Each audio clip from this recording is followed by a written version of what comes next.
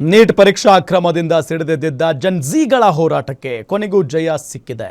ಜಂತರ್ ಮಂತರ್ ಸೇರಿದಂತೆ ದೇಶಾದ್ಯಂತ ಹೋರಾಟದ ಕಿಚ್ಚು ಹೆಚ್ಚಾಗ್ತಾ ಇದ್ದಂತೆ ಅಲರ್ಟ್ ಆದ ಮೋದಿ ಕೊನೆಗೂ ವಿದ್ಯಾರ್ಥಿಗಳಿಗೆ ಮಣಿದಿದ್ದಾರೆ. ಧರ್ಮೇಂದ್ರ ಪ್ರಧಾನ್ ರಾಜೀನಾಮೆ ಪಡೆದಿದ್ದಾರೆ. ಹಾಗಾದ್ರೆ ಕಾಕ್ರೋಚ್ ಜನತಾ ಪಾರ್ಟಿ ಸಕ್ಸಸ್ ಆಗಿದ್ದು ಹೇಗೆ?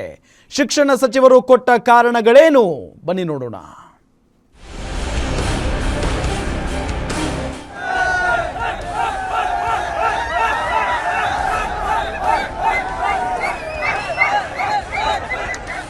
ವಿದ್ಯಾರ್ಥಿಗಳ ಕಿಚ್ಚು, ರೋಷಾವೇಶ, ಪ್ರತಿಭಟನೆ, ಸೂಸೈಡ್ ಮಾಡಿಕೊಂಡ ವಿದ್ಯಾರ್ಥಿಗಳ ಸಾವಿಗೆ ನ್ಯಾಯ.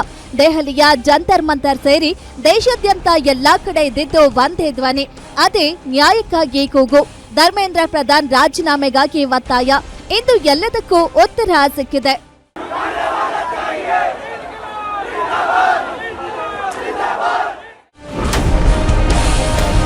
ನೀಟ್ ಅಕ್ರಮದ ಕಿಚ್ಚಿಗೆ ಧರ್ಮೇಂದ್ರ ಪ್ರಧಾನ್ ತಲೆದಂಡ. ಜೆನ್ಸಿಗಳ ಹೋರಾಟಕ್ಕೆ ಮಣಿದ ನರೇಂದ್ರ ಮೋದಿ ಸರ್ಕಾರ.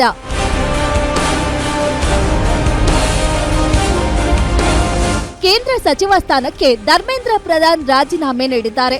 ಇಷ್ಟು ದಿನಗಳ ಸಿಜೆಪಿ ಕಾರ್ಯಕರ್ತರು, ವಿದ್ಯಾರ್ಥಿಗಳ ಹೋರಾಟಕ್ಕೆ ನ್ಯಾಯ ಸಿಕ್ಕಿದೆ. ಯುವ ಶಕ್ತಿಗೆ ಬೆಚ್ಚಬಿದ್ದ ಪ್ರಧಾನಿ ಮೋದಿ ನಿನ್ನೆ ಅಷ್ಟೇ ಸಂಪುಟ ಸಚಿವರಿಗೆ ಇನ್ಸ್ಟಾಗ್ರಾಂ ಬಳಕೆ ಹಾಗೂ ರೀಲ್ ಸಂದೇಶದ ಮೂಲಕ ಯುವ ಪೀಳಿಗೆಗೆ ಸ್ಪಂದಿಸಿ ಅನ್ನೋ ಪಾಠ ಮಾಡಿದ್ರು. ಅದರಂತೆ ಯುವ ಪೀಳಿಗೆ ಹೋರಾಟಕ್ಕೆ ಮಣಿದು ಶಿಕ್ಷಣ ಸಚಿವರ ರಾಜೀನಾಮೆ ಪಡೆದಿದ್ದಾರೆ. ಹಾಗಿದ್ರೆ ಧರ್ಮೇಂದ್ರ ಪ್ರಧಾನ್ ರಾಜೀನಾಮೆ ಪತ್ರದಲ್ಲಿ ಏನ್ ಹೇಳಿದ್ದಾರೆ ಅನ್ನೋದನ್ನ ನೋಡೋದಾದ್ರೆ, ಧರ್ಮೇಂದ್ರ ಪ್ರಧಾನ್ ರಾಜೀನಾಮೆ. ಭಾರತದ ಶಕ್ತಿಯೇ ಯುವಕರು, ಯುವಕರೇ ದೇಶದ ತಾಕತ್ತು. ನೀಟ್ ಅಕ್ರಮ ನಡೆದಾಗ ಪರೀಕ್ಷೆಯನ್ನ ರದ್ದು ಮಾಡಿದ್ದೆವು. ನೀಟ್ ಅಕ್ರಮಕ್ಕೆ ಕಡಿವಾಣ ಹಾಕುವ ನಿಟ್ಟಿನಲ್ಲಿ ಕ್ರಮ ಕೈಗೊಂಡಿದ್ದೇವೆ. ಮುಂದಿನ ವರ್ಷದಿಂದ ಆನ್ಲೈನ್ ಎಕ್ಸಾಮ್ ನಡೆಸಲು ನಿರ್ಧಾರ. ಪರೀಕ್ಷಾ ಅಕ್ರಮ ಕೇವಲ ಕೇಂದ್ರ ಸರ್ಕಾರದ ಜವಾಬ್ದಾರಿಯಲ್ಲ, ರಾಜ್ಯಗಳು ಒಟ್ಟಾಗಿ ಪರೀಕ್ಷಾ ಅಕ್ರಮ ತಡೆಗೆ ಕೈ ಜೋಡಿಸಬೇಕು.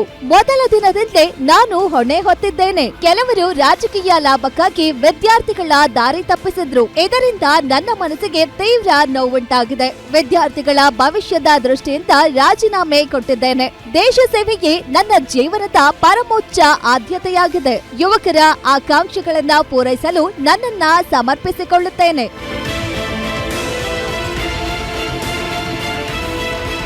ಇನ್ನು ಕಾಕ್ರೋಚ್ ಜನತಾ ಪಾರ್ಟಿ ಮತ್ತು ವಿದ್ಯಾರ್ಥಿಗಳು 3 ಬೇಡಿಕೆಗಳನ್ನ ಇಟ್ಟಿದ್ದು, ಧರ್ಮೇಂದ್ರ ಪ್ರಧಾನ್ ರಾಜೀನಾಮೆ, ಆತ್ಮಹತ್ಯೆ ಮಾಡಿಕೊಂಡ ವಿದ್ಯಾರ್ಥಿಗಳ ಕುಟುಂಬಕ್ಕೆ 1 ಕೋಟಿ ಪರಿಹಾರದ ಜೊತೆಗೆ ಪ್ರತಿಭಟನಾಕಾರರ ಮೇಲಿನ ಎಫ್ಐಆರ್ ರದ್ದು ಮಾಡುವಂತೆ ಕೇಳಿದ್ರು. ಸಿಜೆಪಿ ವಕ್ತಾರರ ಜೊತೆ ಜೆಪಿ ನಡ್ಡಾ ಸಮಗ್ರ ಚರ್ಚೆ ನಡೆಸಿದ ಬಳಿಕ ಎಲ್ಲಾ ಬೇಡಿಕೆಗಳಿಗೂ ಅಸ್ತು ಎನ್ನಲಾಗಿದ್ದು, ತಕ್ಷಣದಿಂದಲೇ ಪ್ರತಿಭಟನೆಯನ್ನ ಅಂತ್ಯಗೊಳಿಸಲಾಗಿದೆ. वो मान ली गई है, तो हम इमीडिएट इफेक्ट से प्रोटेस्टर्स से रिक्वेस्ट करते हैं कि आप विड्रॉ करें, पीसफुली अपने घर वापस जाएं, और आगे की जो भी हमारी रणनीति होगी या बातचीत होगी उससे हम आपको अवगत कराएंगे. लेकिन प्रोटेस्टर्स से हम रिक्वेस्ट करते हैं कि इमीडिएट इफेक्ट से आप विड्रॉ करें, हमारी मांगे जो है वो मान लीजिए. ಒಟ್ಟಲ್ಲಿ ನೀಟ್ ಪ್ರಶ್ನೆ ಪತ್ರಿಕೆ ಸೋರಿಕೆ ಪ್ರಕರಣದಲ್ಲಿ ಯಾವಾಗ ಕಿಚ್ಚು ಹೆಚ್ಚಾಗ್ತಿದ್ದಂತೆ ಎಚ್ಚೆತ್ತ ಮೋದಿ ಕೇಂದ್ರ ಶಿಕ್ಷಣ ಸಚಿವರ ರಾಜೀನಾಮೆ ಪಡೆದಿದ್ದಾರೆ. ಇದು ವಿದ್ಯಾರ್ಥಿಗಳ ಹೋರಾಟಕ್ಕೆ ಕೊನೆಗೂ ಬಹುದೊಡ್ಡ ಜಯ ಸಿಕ್ಕಿದೆ. News desk, guarantee news.